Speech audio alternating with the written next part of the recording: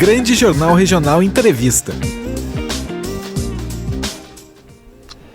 O Tribunal Regional Federal, TRF3, da Terceira Região em São Paulo, havia decidido encaminhar o processo contra o ator argentino Juan D'Artés para a Justiça de São Paulo.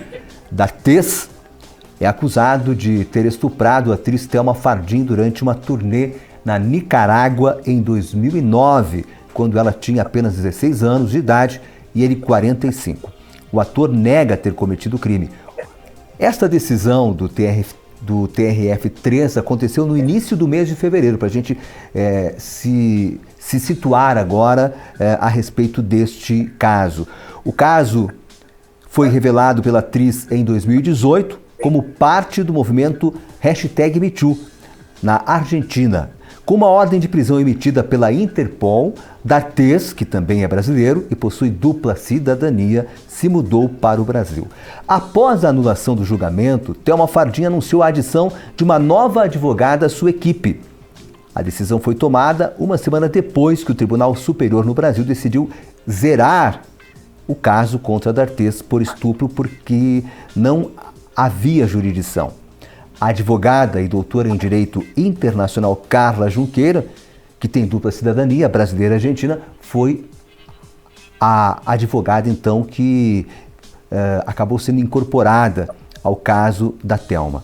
E agora, em meados de março, finalmente, após apresentar toda a documentação necessária, o que parecia uma missão impossível, o julgamento vai continuar com a Justiça Federal Brasileira. E é com a doutora Carla Junqueira com quem nós conversamos neste momento para saber então sobre essa decisão favorável à sua cliente. Tudo bem, doutora? Bom dia. Bom dia, tudo ótimo. Doutora, uma boa notícia agora em meados do mês de março, essa notícia de que o caso então será mantido na Justiça Federal Brasileira, o que então vai possibilitar a continuidade do caso e não mais que ele voltasse à estaca zero. Sim, nós conseguimos reverter a decisão. A defesa do D'Artés havia apresentado um habeas corpus suscitando um conflito de competência para estabelecer que a competência fosse da Justiça Estadual. Nós apresentamos, então, numa primeira votação, foi concedida essa ordem, ou seja, para que o processo fosse, então, enviado para a Justiça Estadual, e nós apresentamos os embargos de declaração, destacando uma omissão na decisão, que não considerava o caso como um direito de internacional, não considerava o caso como um caso de direito internacional, e sim o considerava como um caso de justiça comum. Então, nós levantamos essa teoria da internacionalidade do caso, da necessidade de olhar para os artigos da Constituição que tratam sobre os casos de interesse da União. E aí, por meio dos embargos de declaração, que tiveram caráter infringentes, ou seja, puderam alterar o teor da decisão, a gente conseguiu reverter e manter o processo na Justiça Federal. Doutora Carla, o que representa isso para a sua cliente? Eu acho que, em primeiro lugar, é um alívio de saber que, sendo mantido na Justiça Federal, toda a instrução probatória conduzida pela Justiça Federal até agora é validada, porque foi conduzida pelo juiz competente. Isso quer dizer que não se anula tudo que foi feito até agora, inclusive a própria declaração da Thelma, que foi uma declaração de mais de 4 horas, em que a Thelma sofreu muito para declarar, foi um processo de revitimização para ela. Então, é um alívio saber que tudo isso está validado, né? E que o processo agora se reinicia do ponto em que parou, não tendo a menor necessidade de voltar à estaca zero. Certo. E qual é o próximo passo que será dado, então, pela equipe da Thelma, por você, doutora Carla?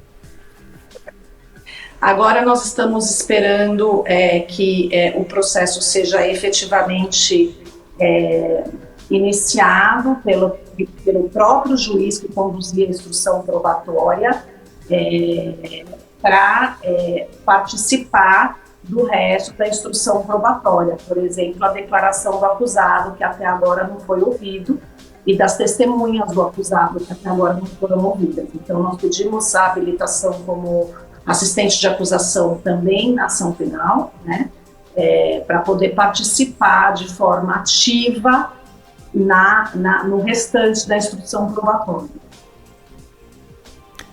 Existe uma expectativa de quando isso se dará?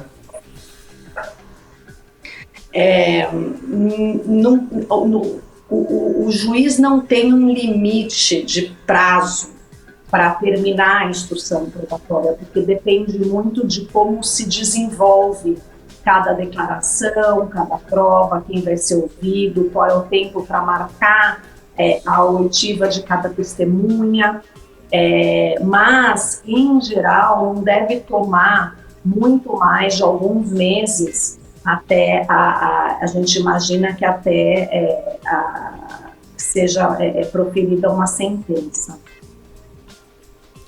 Certo. Bom, de qualquer forma, né, nós temos esse pedido de prisão para o ator. Aqui no Brasil, na verdade, ele entrou com esse habeas corpus, né, para que ele se mantivesse em liberdade. Essa prisão poderá se confirmar se ele, caso obviamente for condenado. Aqui no Brasil também. Condenado, sim. Se ele for condenado no Brasil, há uma questão de prescrição da pena, ou seja, vai depender do quanto foi dado como pena pela sentença. Então, se a sentença condenatória estabeleceu uma pena superior a 8 anos, então ele sim pode ser preso.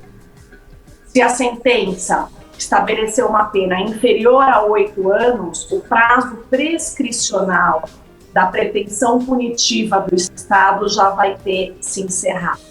Então, o que a gente vai tentar é uma pena superior a 8 anos. De qualquer forma, para a Thelma, existe também uma questão de compensação judicial e civil.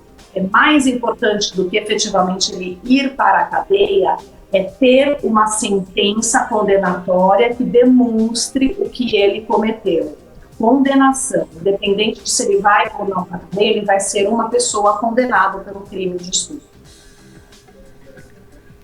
Doutora Carla, mais uma vez agradecemos pela sua atenção, muito obrigado, um abraço e numa próxima oportunidade voltaremos a conversar até para saber, né, como é que está, né, o caso, em que situação se encontra aí o caso da atriz Thelma Fardim, que está acusando o seu, digamos, ex-colega, Juan D'Artes, aí, de estupro. Obrigado, doutora Carla. É um prazer. Bom dia a todos. Clube 885, a rádio que você vê. Grande Jornal Regional Entrevista.